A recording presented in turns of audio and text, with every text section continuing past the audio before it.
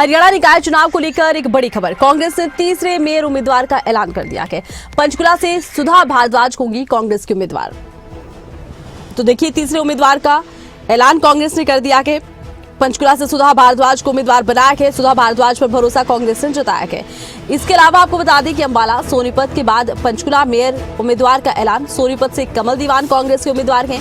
अंबाला से कुलविंदर कौर का नाम ऐलान किया गया और अब पंचकुला से भी अपने उम्मीदवार को चुनावी रण में उतार दिया है कांग्रेस ने। तो एक के बाद एक कांग्रेस की तरफ से अपने पत्ते खोले जा रहे हैं। हरियाणा निकाय चुनाव को लेकर बड़ी खबर। कांग्रेस ने तीसरे मेयर उम्मीदवार का ऐलान कर दिया और मेयर उम्मीदवार के जो तीनों चेहरे हैं आपके सामने हैं। पंचकुला से सुधा भारद्वाज, सोनीपत से कमल दीवान, अंबाला से कुलविंदर कौर कांग्रेस की उम्मीदवार निकाय चुनाव में। अब निकाय चुनाव को लेकर लगातार एक तरफ बीजेपी मंथन कर रही है। माना जा रहा है कि बीजेपी की बैठक के तुरंत बाद उनके भी नामों का ऐलान होगा, लेकिन कांग्रेस ने बहुत जल्दी अपने पत्ते खोल दिए हैं। 3 उम्मीदवार चुनावी रण में उतार दिए हैं और आपको बता दें कि तीनों चेहरे आपके सामने हैं और कांग्रेस ने तीसरा मेयर उम्मीदवार ऐलान किया है। पंचकुला से सुधा भारद्वाज को कांग्रेस ने उम्मीदवार बनाया है। अंबाला सोनीपत के बाद पंचकुला मेयर उम्मीदवार का ऐलान कर दिया है। तो 3 मेयर उम्मीदवार आप कांग्रेस के देख रहे हैं।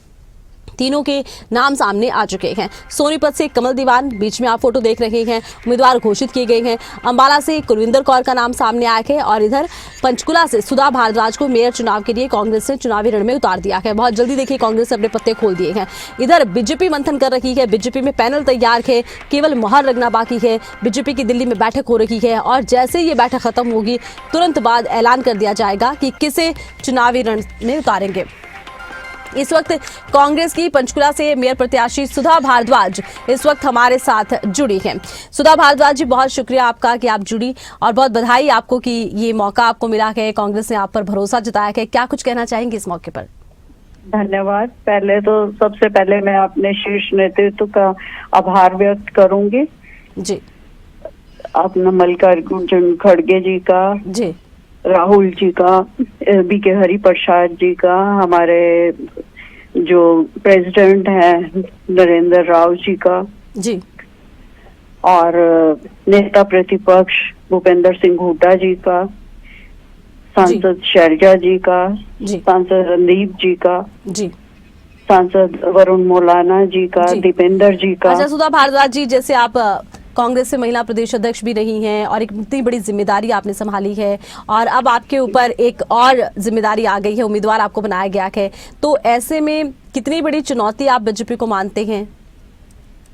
देखिए, मैंने 7 साल प्रेसिडेंट हरियाणा प्रदेश महिला कांग्रेस रही हूँ और हमने बहुत अच्छी तरह से काम किए हैं। विपक्ष में होते हुए सारे मुद्दे उठाए हैं जी, चाहे महिला आरक्षण का मुद्दा हो, चाहे महिला सुरक्षा का मुद्दा हो, चाहे महंगाई का मुद्दा हो, तो सारे मुद्दे हमने उठाए हैं। तो उसी तरह से ही। अच्छा सुधा भारद्वाज जी, वैसे तो देखिए जब मेयर चुनाव होता है तो स्थानीय मुद्दे ज्यादा हावी रहते हैं, लेकिन इस वक्त महिला आरक्षण बिल को लेकर बहुत चर्चाएं हो रही हैं उसमें, लेकिन कांग्रेस ने पक्ष नहीं लिया, यानी कि वोट नहीं किया पक्ष में। ऐसे में आप इसे कैसे देखते हैं और क्या ये मुद्दा भी कहीं ना कहीं सामने आ सकता है एक महिला होने के नाते? देखिए, ये भ्रांति फैलाने की बात है।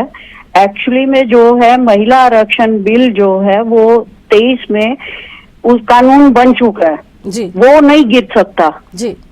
उसको पारित इन लोगों ने करना था। 2 क्लॉज इन्होंने लगाए थे, जनगणना और डिलिमिटेशन जी। हमने ये कहा था कि इन दोनों क्लॉज को हटा के उसी टाइम आप इसको पारित किया जाए, लागू किया जाए। बिल्कुल, लेकिन इनकी मंशा ये नहीं थी और उस समय 2014 से लेकर 2024 तक इनकी मेजॉरिटी, दोनों सदनों में इनकी मेजॉरिटी थी। अच्छा सुधा भारद्वाज जी, एक अंतिम सवाल ये है कि बीजेपी को कितनी बड़ी चुनौती आप मानते हैं? हालांकि अभी उन्होंने अपने पत्ते नहीं खोले हैं, कुछ देर में शायद उम्मीदवारों का ऐलान हो जाएगा।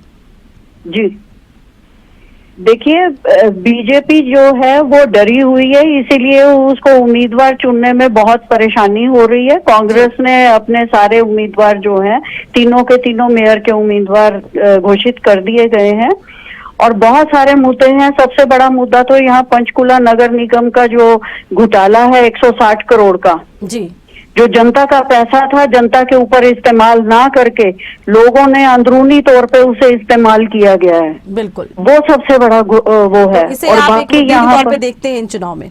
चलिए जी, बिल्कुल, चलिए, बहुत शुक्रिया, आप जुड़ी, आपने अपनी बात रखी है। तो निकाय चुनाव को लेकर देखिए कांग्रेस ने अपने तीसरे उम्मीदवार का ऐलान कर दिया है।